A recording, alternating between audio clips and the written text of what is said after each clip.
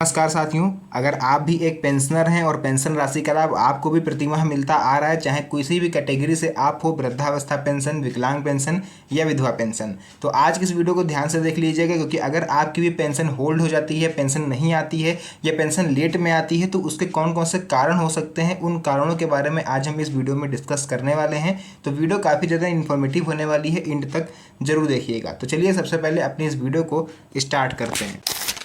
तो यहाँ पर आप लोग को लेकर के आ चुके हैं सीधे अपने मोबाइल फ़ोन की स्क्रीन पर, और यहाँ पर आप लोग पढ़ सकते हो, लिखा है सभी पेंशनर्स के लिए 5 सबसे ज़रूरी नियम, और वो कारण भी हैं जो आज हम आपको बताने वाले हैं, जिस वजह से पेंशन आप लोग की रुकती है। देखिए, भारत में पेंशन योजना एक परिचय। पेंशन योजनाएं जो होती हैं वो भारत सरकार देखिए 2 कैटेगरीज में चलाती है। एक तो जो राज्य सरकारें चलाती हैं, और दूसरा जो है वो केंद्र सरकार चलाती है। तो केंद्र और राज्य सरकार की योजनाएं होती हैं, जिसमें से केंद्र सरकार की जो पेंशन से रिलेटेड योजनाएं होती हैं वो होती है Indira Gandhi national old age pension scheme यानी इग्नू एपीएस। ये 60 वर्ष से उससे अधिक उम्र के बुजुर्गों के लिए होती है, चाहे विकलांग हो, चाहे विधवा हो, चाहे बुजुर्ग हो। 60 वर्ष की एज आप क्रॉस कर जाते हो तो आपको ये इसके तहत पेंशन मिलती है। वहीं अगर आप एक विधवा स्त्री हो तो आपको 40 से 59 वर्ष की एज तक की महिलाओं को IGNWPS के तहत जो आपको पेंशन है वो मिलती है।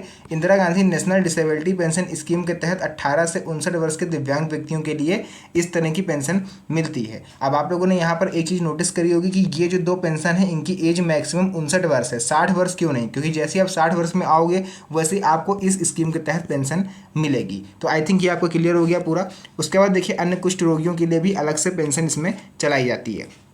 बात करते हैं राज्य सरकार की जो पेंशन योजनाएं होती हैं। प्रत्येक राज्य की अपनी अलग पेंशन योजना होती है। कुछ राज्यों में केंद्र और राज्य दोनों मिलकर पेंशन राशि देते हैं, जैसे कि उत्तराखंड हो गया, राजस्थान हो गया।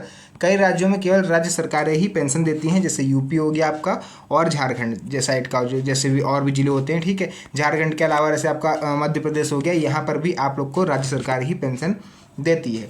राज्यवार पेंशन राशि का विवरण बात करें अगर, उत्तराखंड में देखिए केंद्र और राज्य दोनों मिलकर 1500 रुपये देते हैं।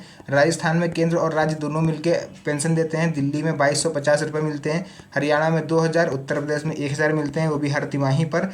मध्य प्रदेश में 600 रुपये, बिहार में 400 रुपये। अन्य राज्यों में अलग अलग राशि होती है। सभी राज्यों का यहाँ बता पाना मुमकिन नहीं है। साथ ही साथ पेंशन ना मिलने की समस्याएं देखिए कि लाखों पेंशनर की पेंशन पिछले कई महीनों से बैंक खाते में नहीं आई है। कुछ को 6, 9, 12 महीने से पेंशन नहीं मिली है। कारण यह है कि दस्तावेज, आवेदन और बैंकिंग प्रक्रियाओं में त्रुटि। तो आज वो सभी संभावित कारण आपको इस वीडियो में जानने को मिलेंगे कि आपकी पेंशन आखिर क्यों नहीं आ रही है। देखिए, पेंशन रुकने के जो मेन कारण होते हैं वो दस्तावेजों में त्रुटियां होती हैं या फिर KYC की कमी। खैर, ये सब तो बाद में बात करेंगे। फिलहाल हम लोग यहाँ पर बात करते हैं पेंशनर्स के लिए 5 अनिवार्य नियम, जिस वजह से आपकी जो पेंशन राशि है वो अक्सर होल्ड हो जाती है। देखिए, आधार अपडेट आपका नहीं होता है। अगर आपका आधार अपडेट हो तो आपकी पेंशन राशि हर महीने आ सकती है। आधार कार्ड पहचान का मुख्य दस्तावेज होता है। 10 साल से ज़्यादा पुराना अगर आपका आधार कार्ड है या फिर 5 साल से ज़्यादा पुराना आपका आधार कार्ड है, उसमें आपका जो फोटो लगा हुआ है, जो पता है, जन्म तिथि, मोबाइल नंबर आदि आपको अपडेट कराते रहना चाहिए। अगर आपका उसमें कुछ चेंजेस हुआ है तो जन्म तिथि में तो कोई चेंजेस नहीं होता, लेकिन हाँ, ये तीनों चीज़ें ऐसी होती हैं जिसमें व्यक्ति अक्सर चेंज करता है। फोटो इसलिए क्योंकि अगर आप 5 साल पुरानी फोटो देखोगे तो आप खुद को नहीं पहचान पाओगे, इसलिए करंट की फ़ोटो आपको यूज़ करनी चाहिए, जिससे सत्यापन में आगे चल के आपको दिक्कत ना हो। बैंकिंग और KYC सरकारी योजनाओं में आधार की सही जानकारी जरूरी है। साथ ही साथ क्या क्या अपडेट कराना है, देखिए, आपको फ़ोटो अपडेट करानी है। जन्म तिथि अगर आपकी किसी और डॉक्यूमेंट में कुछ और है, आधार में कुछ और है, तो दोनों को सेम करा लीजिए। पता, मात्राएं, स्पेलिंग, मोबाइल नंबर आदि आप लोग को लिंक करवाना है। आधार अपडेट कैसे कराना है? CSC सेंटर पर जाकर के या फिर आधार नामांकन केंद्र पर जाकर के भी आप इस प्रक्रिया को करवा सकते हो। जरूरी दस्तावेज जो होते हैं वो पुराना आधार कार्ड आपको लेके जाना है। पहचान पत्र के रूप में पैन कार्ड ले जाइएगा। एड्रेस प्रूफ के तौर पर निवास प्रमाण पत्र और मोबाइल नंबर जो भी आपका अकाउंट जो बैंक आधार से लिंक हो। साथ ही साथ 50 से 100 रुपये भी ले जाइएगा, क्योंकि कहीं कहीं पर इसकी फीस भी पड़ जाती है। 7 से 10 दिन लगते हैं, आपको नया आधार मिलके आ जाता है। अगर आप आधार अपडेट नहीं कराते हो तो फिर आपकी जो पेंशन राशि है वो ट्रांसफ़र होने में आगे चल के प्रॉब्लम्स आ सकती हैं। दूसरा नियम आ जाता है पेंशन का KYC कराना। KYC क्या है? KYC एक डिजिटल पहचान सत्यापन प्रक्रिया है। इसमें आधार नंबर और बायोमेट्रिक OTP के माध्यम से पहचान वेरीफाई की जाती है। सरकार ने सभी पेंशनर्स के लिए ई-केवाईसी अनिवार्य कर दिया है।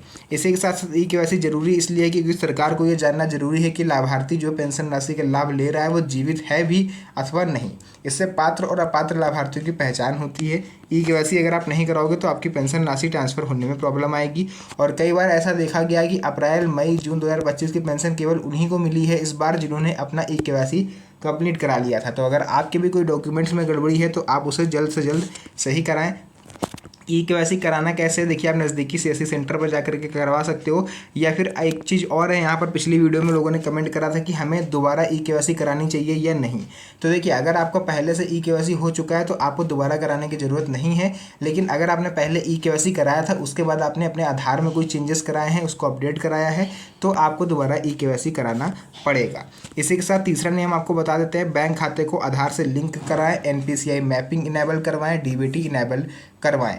अब देखिए आधार लिंकिंग क्यों जरूरी है। सरकार की सभी योजनाओं की राशि, चाहे पेंशन हो, सब्सिडी हो, स्कॉलरशिप हो आदि, सीधे लाभार्थी के बैंक खाते में डीबीटी के माध्यम से भेजी जाती है। आधार लिंकिंग और एनपीसीआई मैपिंग के बिना डीबीटी संभव नहीं है, यानी कि अगर ये दोनों चीज़ें नहीं होंगी तो आप डीबीटी की कल्पना भी नहीं कर सकते। अब ये एनपीसीआई मैपिंग क्या है और ये कैसे होगा, देखिए इसमें आपका कोई रोल नहीं है, ये पूरा रोल बैंक का है। आपको केवल जाके वहाँ पर बोलना है जो हम आगे आपको बताने वाले हैं। आपको सिंपली अपना आधार कार्ड ओरिजिनल और एक साथ में फ़ोटोकॉपी, बैंक पासबुक की फ़ोटोकॉपी, आधार से लिंक मोबाइल नंबर साथ ले जाना है और बैंक में अधिकारी कर्मचारी जो भी दिखे उससे बोल दीजिएगा कि मुझे अपने खाते को आधार से लिंक कराना है। आप इतना बोलोगे तो वो एनपीसीआई मैपिंग और डीबीटी इनेबल ऑटोमेटिक कर देगा। इतना हो जाने के बाद एनपीसीआई का मैपिंग का वो आपको फॉर्म देगा, उसमें जो भी ज़रूरी चीज़ें हों, लाइक आप जो डॉक्यूमेंट लेके गए हो साथ में अटैच करके उनको दे देंगे, साइन कर देंगे तो अपना आपका काम हो जाएगा। इससे क्या होगा, अगर आपने नहीं कराया तो सरकारी योजनाओं को पैसा आपके खाते में नहीं आएगा। चौथा नियम आ जाता है, बैंक खाते को पैन कार्ड से लिंक अवश्य कराएं। ये जरूरी क्यों है, क्योंकि सरकार ने बैंकिंग प्रणाली में पारदर्शिता और फर्जी खातों को रोकने के लिए पैन कार्ड लिंकिंग अनिवार्य की है। आयकर विभाग की गाइडलाइंस के अनुसार 50,000 रुपये से अधिक लेन देन, एफडी, पेंशन आदि के लिए पैन जरूरी है। कई राज्यों में पेंशन के लिए पैन लिंकिंग अनिवार्य की गई है, यानी आपको पैन कार्ड से को भी अपने जो आपका पेंशन अकाउंट है उससे लिंक कराना होगा। अगर पैन कार्ड नहीं तो उसको बनवा लीजिए और मिलने के बाद आप उसको शाखा में जाके, बैंक शाखा में जाके लिंक करवा सकते हैं। पांचवा नियम यहाँ पर आ जाता है, पेंशन एप्लीकेशन फॉर्म में करेक्शन। कई बार पेंशन आवेदन में आपने नया आवेदन करा, उस टाइम देखिए कई बार क्या होता है, लोग आवेदन कर देते हैं, फिर वो परेशान होते हैं कि मेरे 5 महीने हो गए, 4 महीने हो गए, अभी तक फॉर्म अप्रूव नहीं हुआ।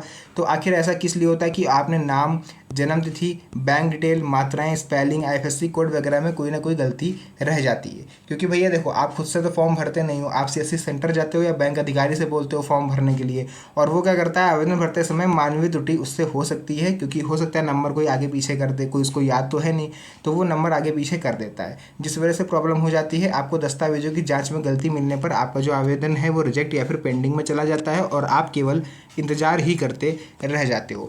कैसे पता करना है कि गलती कहाँ पर हुई है, तो आपको जब आपने आवेदन किया होगा तो साथ में आपको एक रजिस्ट्रेशन नंबर मिला होगा, जिसको हम लोग एप्लीकेशन नंबर भी बोलते हैं।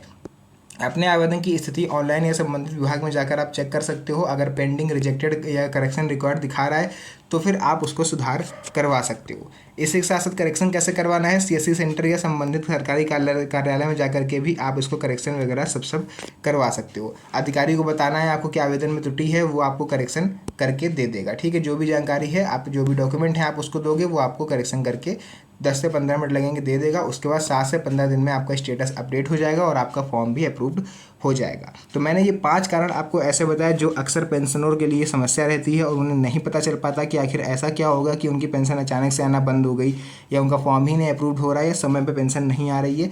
तो अगर आप ये सभी काम, अगर आपके टाइम टू टाइम अपडेट रहते हैं, सभी चीज़ें आपने पहले से ऑलरेडी करके रखी हुई हैं, तो फिर आपको परेशान होने की आवश्यकता नहीं है। पेंशन हर महीने जैसे आती है वैसे आपके अकाउंट में आती रहेगी, इसमें आपको कुछ नहीं करना। तो फिलहाल जो भी जानकारी थी मैंने पूरा आपको क्लियर बता दिया है। इसको अपने यार दोस्तों, रिश्तेदारों के साथ शेयर भी कर दीजिएगा, ताकि अगर वो भी परेशान है तो उनकी भी समस्या का निदान हो पाए। तो मिलेंगे आप सभी से नेक्स्ट वीडियो में एक और अच्छी, इंटरेस्टिंग, मज़ेदार वीडियो के साथ। तब तक के लिए धन्यवाद। जय हिंद।